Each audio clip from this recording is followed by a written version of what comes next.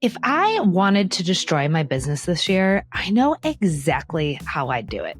And honestly, these are the same patterns I see entrepreneurs fall into every day. And these patterns, they're subtle. They sneak in when we're overwhelmed, tired, emotional, or moving too fast. Now, once I name these patterns, you're not going to be able to unsee them.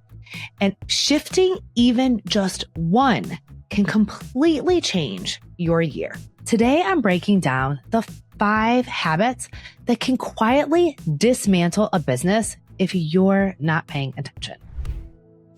All right, let's dive right in. First and foremost is pivot too quickly. You guys, I am a fast-paced visionary. And I think fast, I want to build fast, I create fast, and it's a gift. When we did our Working Genius this fall, wonder and invention, those were my strengths. And I love being able to spend time there. But it's a gift until it isn't a gift. So if I wanted to destroy my business this year, all I would have to do is start pivoting the moment I felt uncomfortable. Changing as soon as an offer isn't working, scrapping the new strategy before it's had time to work, adjusting my pricing again because I'm bored or a few leads didn't close, jumping into new ideas instead of sticking with the ones that actually work.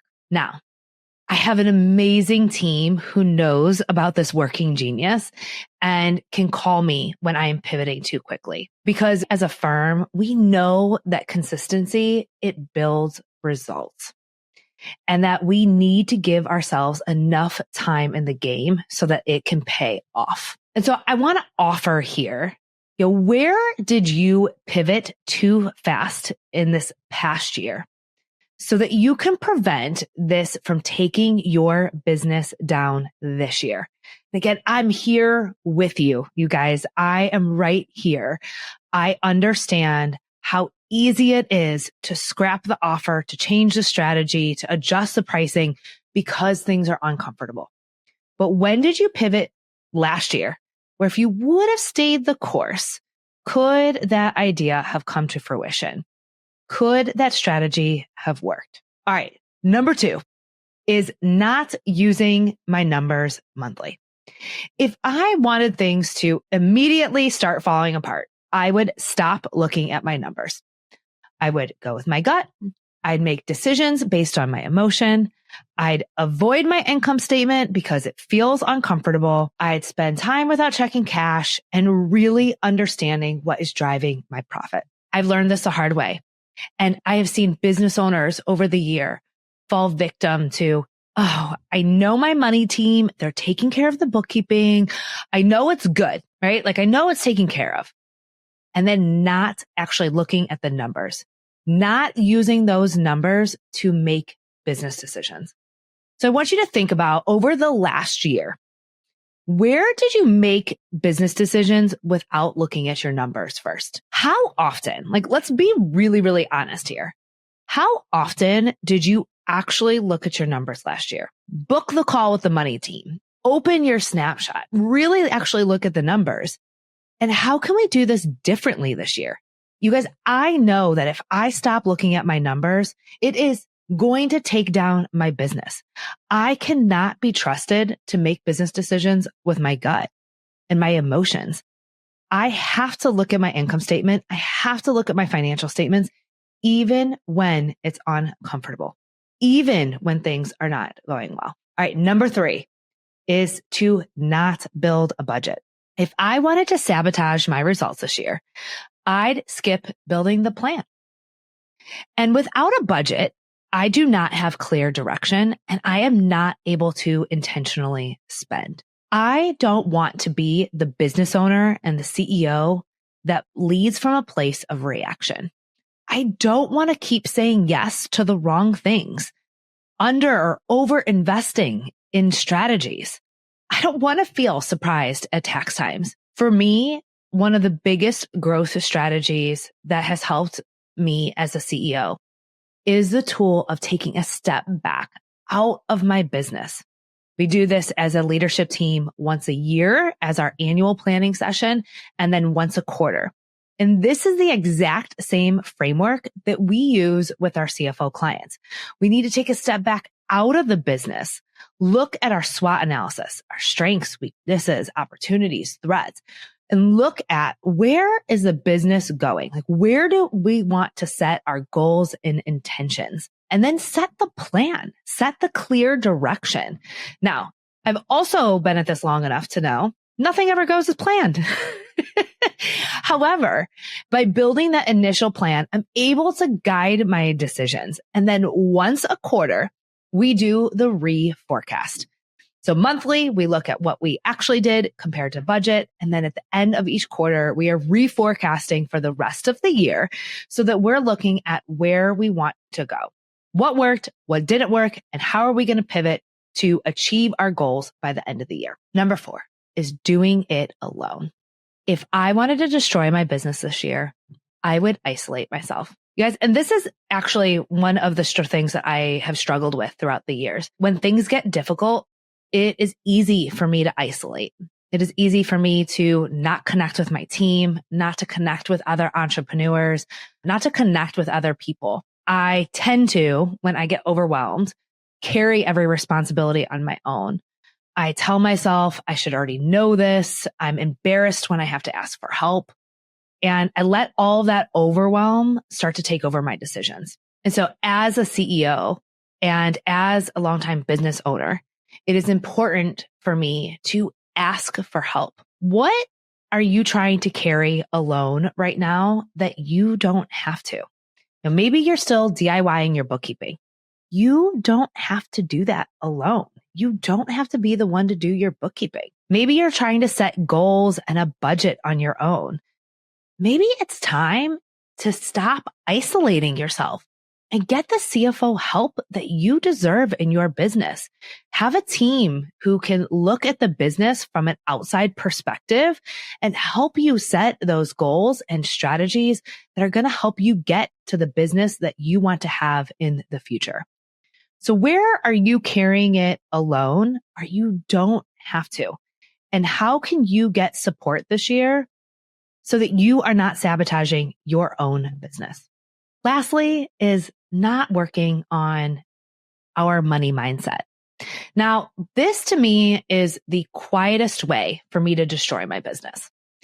Letting all those old money stories run the show.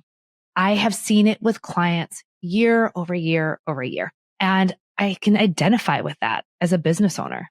You know, I have seasons where I am a free spender. And honestly, as a visionary, sometimes things feel like a really good idea. And as I mentioned, as a visionary and a quick start, things feel like a good idea right now. And I know so many of you listening, you have been there right alongside me. I was speaking at an event yesterday and I asked for everyone to share in the chat their money personality type.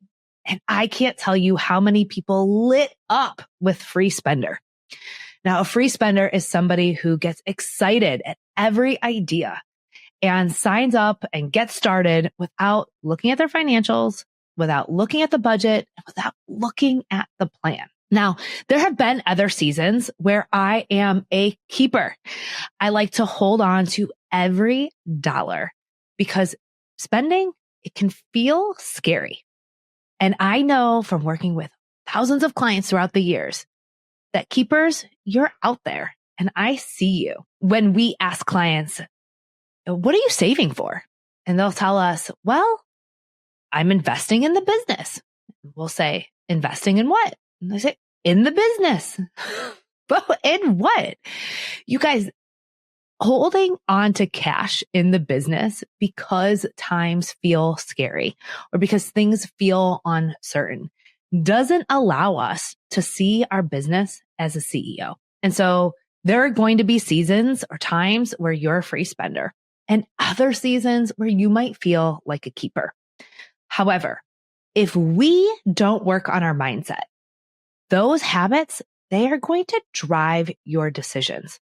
It's time that we stop overspending because of excitement or hoarding cash out of fear or avoiding our numbers because they trigger old patterns they are scary and they might tell us something that we don't want to hear. Maybe you're undercharging because there's an emotional reaction there when leads or clients decide not to work with you. Maybe you're holding on to beliefs that you as a CEO have outgrown. And so as I reflect, I want to encourage you to reflect as well. What money story are you bringing into this year that's going to help you grow? And what money stories do we need to let go of? When we think about becoming the CEO that we want to be in the future, we are going to have to outgrow, change, and up-level our money mindset. Guys, these 5 patterns, they can destroy our businesses.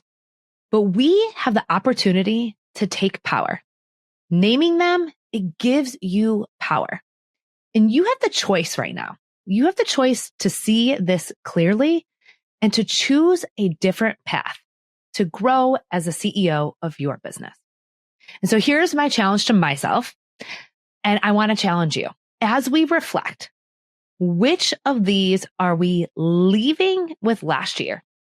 And what stories are we shifting and changing as we grow our businesses this year, as we grow into the CEO that we are supposed to be?